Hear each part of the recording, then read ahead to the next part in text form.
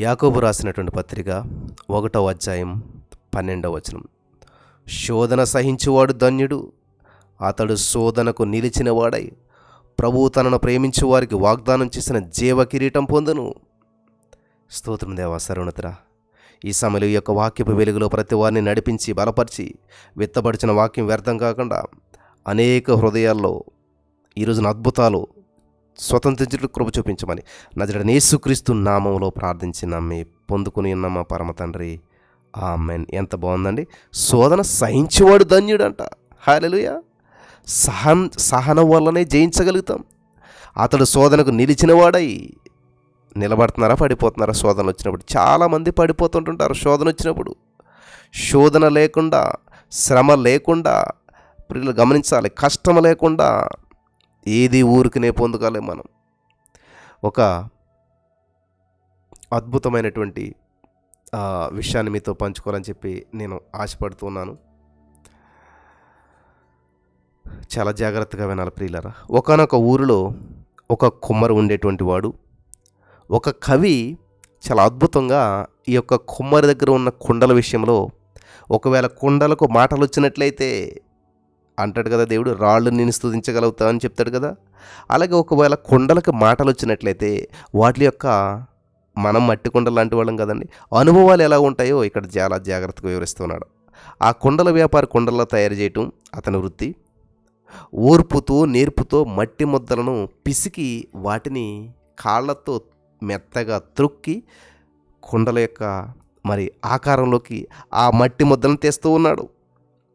వాటిని ఎండలో మొదట ఎండబెడతాడు. ఆ తదుపరి వాటిని కాల్చడానికి ఏర్పాట్లు చేస్తాడు. అప్పటికే కాలుతూ ఉన్నటువంటి తన తోటి కుండలను చూసినటువంటి ఒక పచ్చి కుండకు భయం వేసిందంట. అప్పుడే తయారు చేసిన పచ్చి కుండ చూసిందంట కుండ మిగతా కుండల్ని ఆల్రెడీ మంటల్లో కాలుతూ ఉన్నాయంట. అప్పుడు ఇక ఆ కుండ గడగడ వణికిపోతూ ఉందంట. అమ్మో, ఇన్ని శ్రమలా, ఇంత అగ్నిగుండంలోంచి వెళ్ళాలా, ఇంత భయంకరమైనటువంటి శ్రమలా, ఇవి నేను భరించలేను అని చెప్పి కేకలు పెడుతూ ఉందంట.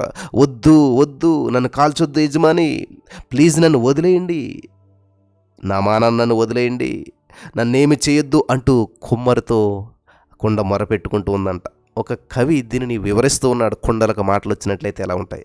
అంతేగాని ఏదో చెప్తున్నారు, కుండలు మాట్లాడతాం ఏంటి అనుకోదు. దీంట్లో ఉన్న అర్థాన్ని, భావాన్ని గ్రహించండి. ఆ యొక్క కుమ్మరి ఆ కుండతో ఎన్నో విధాలుగా నచ్చజెప్పాడు. కొద్దిసేపు నీవు ఆ మంటలో ఉన్నట్లయితే నీకు గొప్ప విలువ వస్తుంది, ప్రజలందరికీ ఉపయోగకరంగా ఉంటావు, ఎండాకాలంలో నీ యొక్క ఉపయోగం ప్రతి ఒక్కరూ తెలుసుకుంటారు, నీ వల్ల అరవకు అని చెప్పి ఈ యొక్క కుమ్మరి ఎంతో చెప్తున్నాడు. నా మాట విను అంటూ ఎంత చెప్పినా సరే ఆ పచ్చికుండ మాత్రం నన్ను వదిలే యజమాని, ప్లీజ్ నీకు దండం పెట్టుకుంటాను అంటూ నానా యాగి చేసేసిందంట, లొల్లి చేసిందంట. ఎంత చెప్పినా వినటం లేదంట. ఎండలో పెడుతుంటే ఒప్పుకోవట్లేదు, మంటలోకి వెళ్ళనంటుంది. కాబట్టి కుమ్మరి సర్లే అని చెప్పి దాన్ని వదిలేశాడంట. ఇక మిగిలినటువంటి కుండలన్నిటిని కూడా ఆవం అంటే ఆ మంటలో పెట్టాడు ఆ కుమ్మరి. ఆ ఆవంలో కాలిపోతున్నటువంటి కుండలను చూస్తూ ఈ పచ్చికుండ, అమ్మయ్యా, నాకు ఈ కాలే బాధ తప్పిందే, ఈ శ్రమల బాధ తప్పిందే, నేను చాలా హ్యాపీగా ఉన్నానే, నాకు ఏ శోధన లేదే, పిల్లల శోధన లేదు, భర్త శోధన లేదు, సమాజం శోధన లేదు, అప్పుల సమస్య లేదు, ఏ బాధ లేదు, ఏ అనారోగ్యం లేదు, ఏ విధమైన రిస్క్ లేదు, నేను హ్యాపీగా ఉన్నాను అనుకుంటూ ఉన్నదంట ఆ కుండ, పచ్చికుండ. ఇప్పుడు నాకు హాయిగా ఉందని చెప్పి మురిసిపోతూ ఉన్నదంట. ప్రియులారా, ఈ పచ్చికుండలాగా చాలామంది మీలో ఉన్నారు. చాలా జాగ్రత్తగా ఉన్న పరిశుద్ధాత్మ దేవుడు ఈరోజు మీతో మాట్లాడుతున్నాడు. బాగా కాలినటువంటి ఎర్రని నల్లని కుండలన్నీ కూడా ఆవులోంచి బయటికి తీసి అక్కడ పెట్టాడంట యజమాని. ఎప్పుడైతే బయట పెట్టాడో అనేక మంది వచ్చారంట. గబ హాట్ కేక్స్ లాగా అమ్ముడైపోయాయంట. అన్నీ కూడా వేడి చపాతీలాగా ఆ కుండలను అందరూ కొనేశారంట. కానీ పచ్చికుండ మాత్రం అమ్ముడుపోలేదు. అసలు దాని వంక చూసేవారే లేరు. ప్రియులు గమనించాలి. ఇలాగా ఆ యొక్క ఎండిన కుండలు ఎండలో ఎండి ఆ అగ్నిగుండం గుండా వెళ్ళి కాల్చబడి, ఎర్రగా కాల్చబడి, వాటి యొక్క ఆ యొక్క జీవితాన్ని గట్టిపరుచుకుని శోధనకు సహించిన వాడు ధన్యుడు అన్నట్లుగా శోధన సహించి నిలబడ్డాయి కాబట్టి అవి సేలైపోయి అనేక మందికి ఉపయోగపడటానికి ఆ యొక్క చల్లని నీళ్ళు కాసుకొని ఆ చల్లని నీళ్ళు అందులో వేసుకుని అనేక మందికి ఉపయోగపడటానికి ఆ కుండలు వెళ్ళిపోయి అంటండి. ఒకరోజు ఆకాశం మేఘావృతం అయ్యింది, కారు మేఘాలు కమ్ముకొని కుండపోత వర్షం కురిసింది.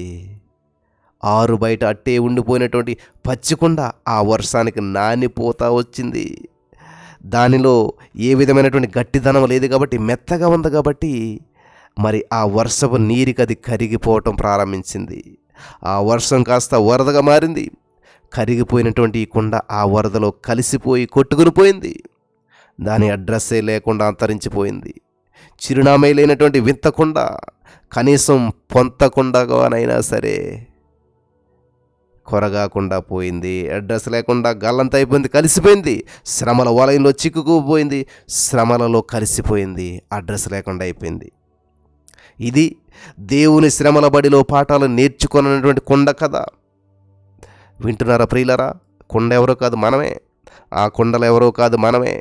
నాకు ఏ శ్రమ వద్దు దేవా, ఏ బాధ వద్దు, ఏ ఇబ్బంది వద్దు, ఎటువంటి మానసిక ఒత్తిళ్ళు వద్దు, ఎవరు నన్ను అనకూడదు, ఏ బాధ నాకు రాకూడదు, ఏ శ్రమ నాకు రాకూడదు, ఎవరు నన్ను అనకూడదు, ఎటువంటి కష్టం నాకు ఉండకూడదు అని చెప్పి మీలో చాలామంది ప్రార్థిస్తూ ఉన్నారు కదా. ఏ క్రైస్తవుడు కదా శ్రమలు నాకు వద్దు అని ప్రార్థించకూడదు. అదేంటి బ్రదర్ అంత మాట అన్నారు? ఎస్, దేవుడు ఏం చేస్తున్నాడు తెలుసా? శోధన రాకుండా చేస్తున్నట్లేదు.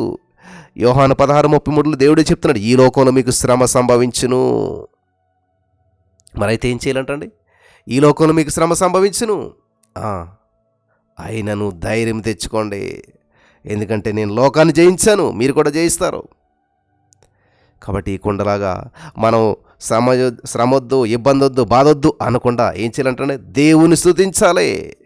దేవా, ఎటువంటి శ్రమనైనా జయించే సహాయం నాకు చేస్తున్నందుకు వందనాలు, నువ్వు కృప చూపిస్తున్నందుకు వందనాలు, నాకు విజయం ఇచ్చినందుకు వందనాలు. మరి అదే కుండ, ఆ పచ్చికుండా దేవుడిని అడుగుంటే ఈ యొక్క వేడిని తట్టుకునే సామర్థ్యం నాకు ఈ దేవా, ఈ యొక్క ఎండను తట్టుకునే సామర్థ్యం నాకు ఇచ్చినందుకు వందనాలు దేవా అని స్తుతించి కొంచెం ఓపిక పడితే, శోధన సహించినట్లయితే అద్భుతం చూసేటువంటిది. క్రీస్తునందు నా ప్రియమైనటువంటి సహోదరి స్నేహితులారా, దేవుడు మనలను ఇబ్బంది కొలుములో అప్పుడప్పుడు పుటం వేస్తూ ఉంటుంటాడు. శ్రమల కొలుములోనికి రావటానికి ఇష్టం లేనటువంటి విశ్వాసి సమాజానికి, సంఘానికి ఉపయోగకరంగా ఉండలేరు. శోధన సహించేవాడు ధన్యుడు అని చెప్పి బైబిల్ ఒకవైపు నుంచి మాట్లాడుతూ ఉంది. శద్రకు, మేషకు, అబేద్నెగోలకు అగ్నిగుండమే పేరు ప్రఖ్యాతను తెచ్చిపెట్టింది తెలుసా? దేవుని మహిమను అన్యుడైన ఒక రాజుకు చూపించింది. హల్లెలూయా. అలాగే దానియేలు మంచి పేరు తెచ్చింది ఏంటి తెలుసా? సింహాల బోను. ఎవరు చూడని ప్రియులారా, ఎవరైతే శ్రమల గుండా వెళ్ళి విజయం సాధించారో వాళ్ళ ద్వారా దేవుని నామం ఎంతో మహింపరచబడింది. శ్రమలు నిన్ను నాశనం చేయటానికి కాదు, నిన్ను హెచ్చించడానికే ప్రభువు వాటిని ఎడల అనుమతిస్తూ ఉన్నాడు. ఆమెను శ్రమలు మాత్రం దేవుడు ఇచ్చేటువంటివి కాదు, శ్రమలు దేవుడు అనుమతించే వచ్చేటువంటివి, కానీ దేవుడు శ్రమలు ఇచ్చేటువంటి వాడు కాదు. కాబట్టి బైబిల్ మిషన్ స్థాపించినటువంటి దైవజనులు ముంగమూరి దేవదాసయ్య గారు మీకు అందరికీ తెలిసే ఉంటుంది. ఆయన ఏమనేవాడు తెలుసా? శ్రమలు, శోధనలు అందరికీ వస్తాయి, ఎంత గొప్ప సేవకుడికైనా సరే. మరి దేవదాసయ్య గారు చెప్పిన మాట వింటే మీరు ఆశ్చర్యపోతారు. శ్రమలు, శోధనలు వస్తే ఆయన అనేవాడంట, ఓ శ్రమ, ఓ శోధన వస్తే వచ్చావు కానీ నువ్వేం తెచ్చావో అది ఇచ్చేళ్ళిపో అనేవాడంట. ఎంత బాగుందండి! ఓ శ్రమ, ఓ శోధన, నువ్వు వస్తే వచ్చావు కానీ నువ్వేమి తెచ్చావో అది ఇచ్చేళ్ళిపో అనేటువంటి వారంట. కాబట్టి మీరు పచ్చి కుండలా ఉంటారా, లేక కాలిన కుండలా ఉంటారా? శ్రమలు లేకుండా ఉండేటువంటి జీవితాన్ని కోరుకుంటారా, శ్రమల మీద విజయంతో కూడిన జీవితాన్ని కోరుకుంటారా? Choice is yours. హల్లెలూయా. కానీ పరిశుద్ధాత్మ దేవుడు మీకైతే సహాయం చేయడానికి ఇష్టపడుతున్నాడు. మీరు కాలేటువంటి కుండలుగా ఉన్నట్లయితే జయం మీకు ఇవ్వడానికి సిద్ధపడుతున్నారు. ప్రతి వారు కూడా కాలిన కుండల వలె విజయం పొందుకున్నటానికి పరిశుద్ధాత్మ దేవుడు సహాయం చేసి నడిపించి బలపరచును గాక. ఆమెన్.